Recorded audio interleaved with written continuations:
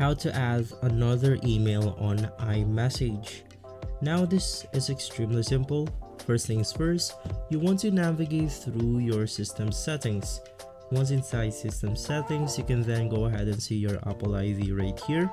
You can just go ahead and click on it, and once inside, you simply want to click on the sign in and security. Now inside sign in and security, you can then go ahead and see your system settings right here. Inside you have your email address, and you simply want to go ahead and click on edit.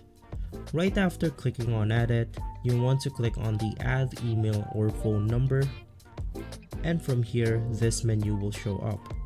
Once again, click on add an email address, and right after it will then go ahead and take us to this page where we can add an email address to our iMessage. Right after adding your email address, a verification code will be sent to that address. If this video has been helpful for you, please consider by liking and subscribing. I'll see you again next time. Thank you.